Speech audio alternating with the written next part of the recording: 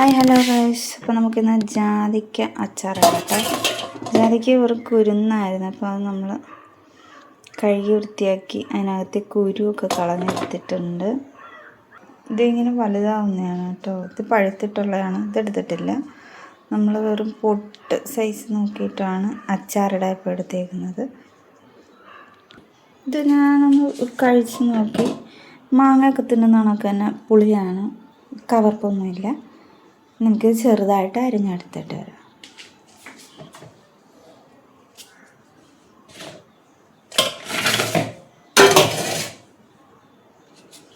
കടുമാങ്ങ ഇടുന്ന കണക്ക് നമുക്ക് ഇതിനെ ചെറുതാക്കി അരിഞ്ഞെടുക്കാം.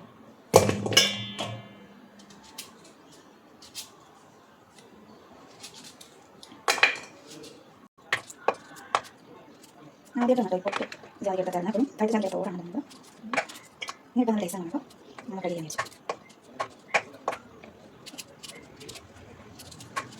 ഈ നൈഫിന് ഓയം വെച്ചാൽ ഇഷ്ടപ്പെട്ട നാളെ പക്ഷെ മുറിച്ചൊന്നും ഇല്ലാതെ വെച്ചിട്ടുണ്ട്.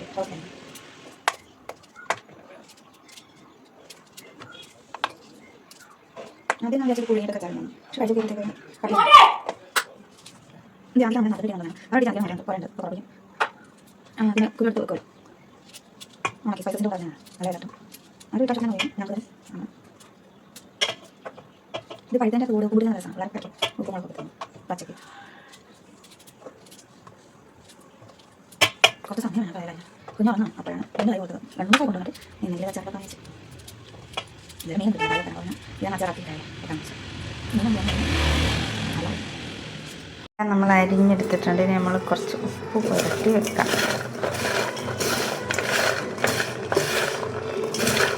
ഉപ്പൊക്കെ അതിനകത്ത് പിടിക്കാൻ വേണ്ടിയിട്ടാണ്.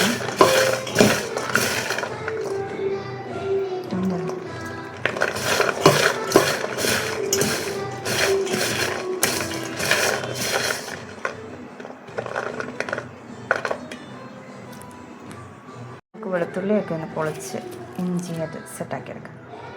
നമ്മൾ കുറച്ച് ഈന്തപ്പഴം കൂടി എടുത്തിട്ടുണ്ട്. ഇത് ഇവിടെ റെഡി ആയിട്ടുണ്ട്. വെളുത്തുള്ളി ഇഞ്ചി. ഇതേ എണ്ണ ചൂടായിട്ടുണ്ട്.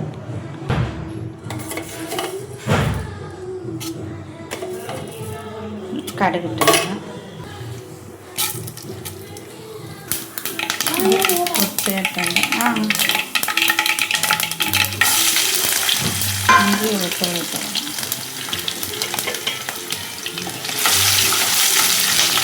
നന്നായിട്ടൊന്ന് മിക്സ് ചെയ്യണം.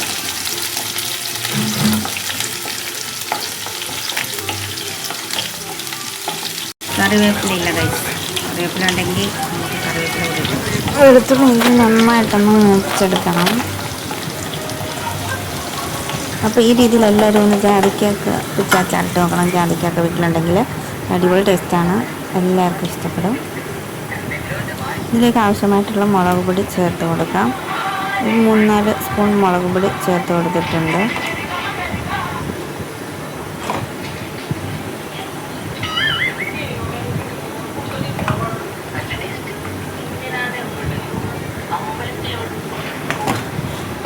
പിന്നീട് 1/2 സ്പൂൺ മഞ്ഞൾപ്പൊടി, കുറച്ച് ഉലുവാപ്പൊടി, ഇതെല്ലാം കൂടെ ആ എണ്ണയ്ക്കകത്ത് നന്നായിട്ടൊന്ന് വഴറ്റിയെടുക്കാം. പിന്നീട് ഇതിലേക്ക് നമ്മൾ വിനാഗിരി ചേർത്ത് കൊടുക്കുന്നുണ്ട്. വിനാഗിരി ചേർക്കുന്നതിന് മുമ്പായിട്ട് നമ്മൾ ഈന്തപ്പഴം എടുത്ത് വെച്ചിരിക്കുന്നത്, കുരുവൊക്കെ മാറ്റിയെടുത്ത് കഴുകി വെച്ചിരിക്കുന്നത് ഇതിലേക്ക് ചേർത്ത് കൊടുക്കുന്നുണ്ട്. എന്നിട്ട് നന്നായിട്ട് വീണ്ടും ഒന്ന് മിക്സാക്കി കൊടുക്കാം. ഈന്തപ്പഴം ചേർക്കുന്നതുകൊണ്ട് ഇടയ്ക്ക് നമുക്ക് അച്ചാറിൻ്റെ കൂടെ ഈന്തപ്പഴം കൂടി കിട്ടും. അപ്പോൾ നല്ലൊരു മധുരം ഫീൽ ചെയ്യുന്നുണ്ട്. നല്ല ടേസ്റ്റാണ്. പിന്നീട് ഇതിലേക്ക് കുറച്ച് വിനാഗിരി ഒഴിച്ച് കൊടുത്ത് നന്നായിട്ട് മിക്സ് ചെയ്തെടുക്കുക. പിന്നീട് നമ്മൾ ഉപ്പൊക്കെ പുരട്ടി വെച്ചേക്കുന്ന ജാതിക്ക ഇതിലേക്ക് ഫൈനലായിട്ട് ചേർത്ത് കൊടുക്കുക. ഇത് നന്നായിട്ട് നമ്മളത് വീണ്ടും മിക്സ് ചെയ്ത് കൊടുക്കുക. അപ്പോൾ ജാതിക്ക നമ്മൾ ആവിയായിട്ട് വേവിച്ചൊന്നും എടുത്തിട്ടില്ല. രീതിയിൽ തന്നെ ഇച്ചിരി ഒന്ന് നമ്മൾ വേവിച്ച് എടുക്കുന്നുണ്ട് ചെറുതായിട്ട്. വിനാഗിരി ഒഴിച്ച് കുറച്ച് വെള്ളം കൂടി ഒഴിച്ച് കൊടുത്തിട്ടുണ്ട്. അതവിടെ വേകാനായിട്ട് വെച്ചിട്ടുണ്ട്. അപ്പോൾ ഇപ്പുറത്തെ അടുപ്പിലോട്ട് നമ്മൾ കുറച്ച് കടുക് ഉലുവയും കൂടെ വറുത്തെടുക്കുന്നുണ്ട്. എണ്ണയിൽ ഒഴിക്കുന്നില്ല, ചുമ്മാതെ വറുത്തെടുക്കുകയാണ്. ഇത് പൊടിച്ചിട്ട് നമ്മുടെ അച്ചാറിലോട്ട് ചേർത്ത് കൊടുക്കാനുള്ളതാണ് ലാസ്റ്റ്. അപ്പോൾ അത് നമ്മൾ മിക്സിയിൽ പൊടിച്ചെടുത്തിട്ടുണ്ട്.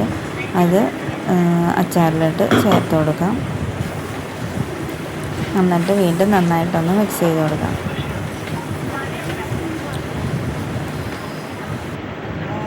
നല്ല അടിപൊളി അച്ചാർ ഇവിടെ റെഡി ആയിട്ടുണ്ട്. കുറച്ച് നേരം ഒന്ന് വെച്ചൊന്ന് ജാതിക്കയൊക്കെ ചെറുതായിട്ടൊന്ന് വെന്തൊക്കെ കിട്ടിയിട്ടുണ്ട്.